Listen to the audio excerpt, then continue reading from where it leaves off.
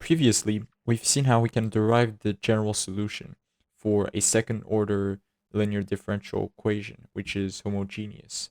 In the case where the roots of our characteristic equation are equal, in other words, delta, the discriminant, is equal to 0, and R1 is equal to R2. And to quickly recap what we did is we found one solution to our differential equation using the fact that we know the root to our characteristic equation when delta is equal to 0, which we call R1. And then we vary the constant over here in order to obtain the general solution. Now, deriving the solution for when delta is different than 0 is actually a lot easier. And why is that? Well, we know that we have a second root to our characteristic equation, R2, which is different than 0. And therefore, y2 is equal to c2 e to the r2x is also a solution. And so if we add y1 and y2, we actually get the general solution to our differential equation, which is c1 e to the r1x plus c2 e to the r2x.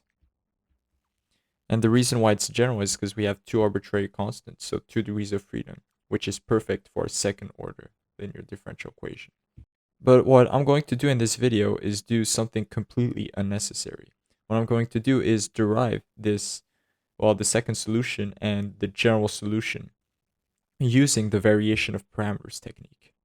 And why would I want to do that? I mean, we already have the general solution and we got it in a simple way.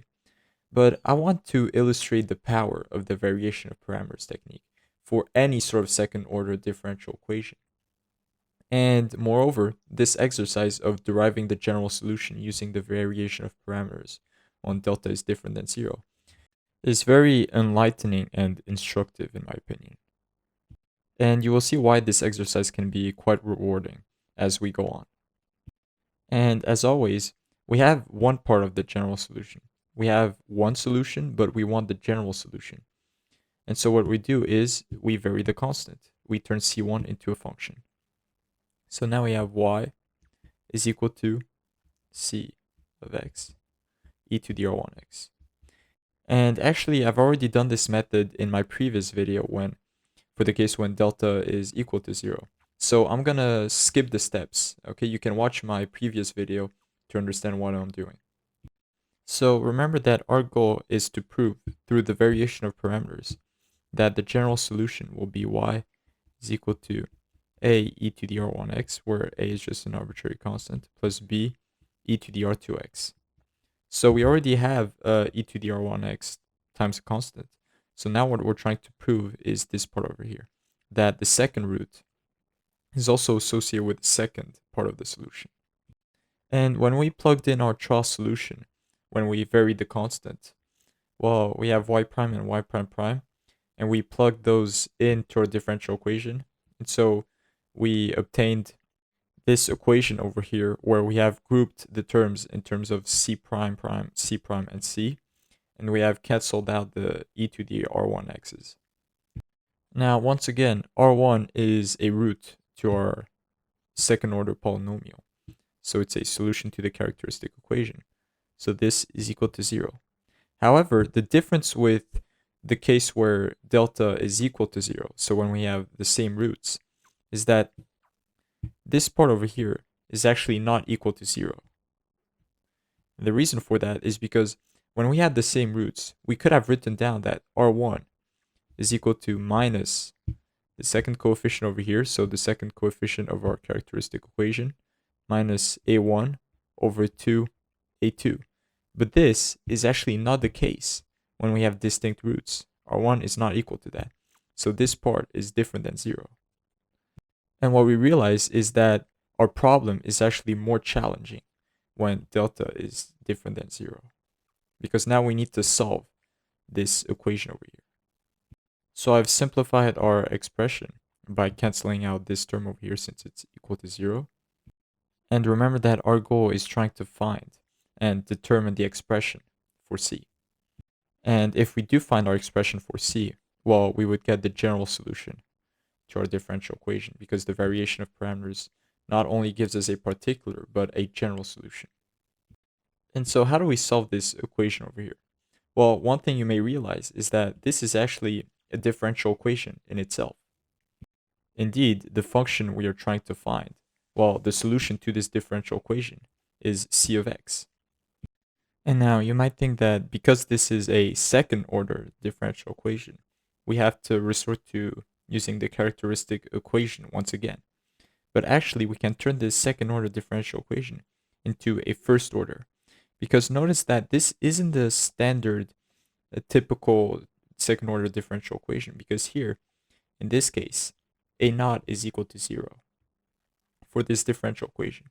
So actually, what we can do in this case is turn c prime into a function. So we'll call kx equal to c prime of x.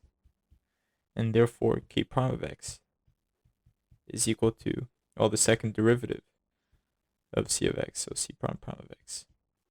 And therefore, if we substitute k of x into this differential equation, we get a first order linear differential equation. And therefore, we have a first order differential equation. And this is a homogeneous first order differential equation. So we can use the separation of variables technique. So I've replaced the k prime notation with the dk by dx notation. And I've separated the variables. And so this gives us that k of x is equal to a, which is a constant, times the exponential of this expression over here. And the way we got that is by separating the variables. And so you can watch my video on how to solve a homogeneous first order linear differential equation in order to understand this expression.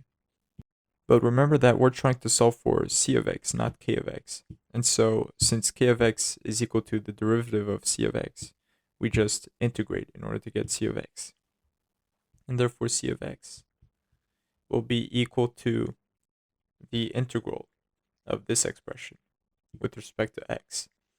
And so if we compute the antiderivative of the exponential, well, essentially, since these all these parameters are actually constants, well, we can write another constant, which I will call lambda e to the minus 2a2r1 plus a1 over a2x.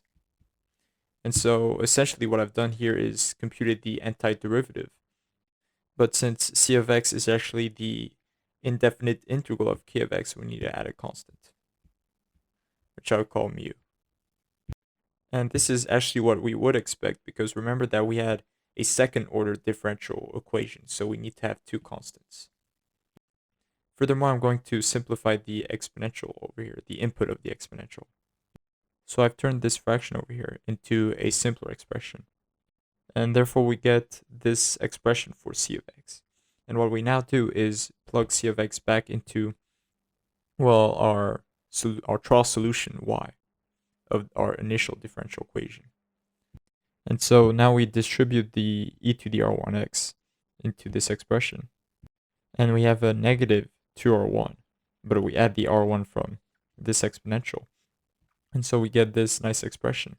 But remember that we're expecting a r2 over here. Okay, we're expecting a constant times e to the r2x plus mu e to the r1x. So some way, somehow, this input of the exponential is equal to r2 times x. But how can we prove this relationship over here? Well, we use what we know about second order polynomials. So let's assume that the graph of the polynomial associated with our characteristic equation looks like this. One thing we note is that we have these two roots, and the average of these two roots, which I will call r0, well, r0 is equal to r1 plus r2 over 2, and r0 is actually the x-coordinate of our minimum here. But we know the formula for the x-coordinate of the minimum of the graph of a polynomial. It's just that r0 is equal to the second coefficient, so minus a1 divided by twice the first coefficient, so minus twice a2. And so using these two equations, we can solve for R2, which is equal to minus R1 minus A1 over A2, which is exactly this input over here, this expression. And therefore, we get the general formula, well, the general solution to a differential equation, which is lambda e to the R2x plus mu e to the R1x. And therefore, we have proved the general solution of this second order differential equation in the case where the discriminant associated with the characteristic equation is different than 0. And to do so, we use the technique of varying the parameters.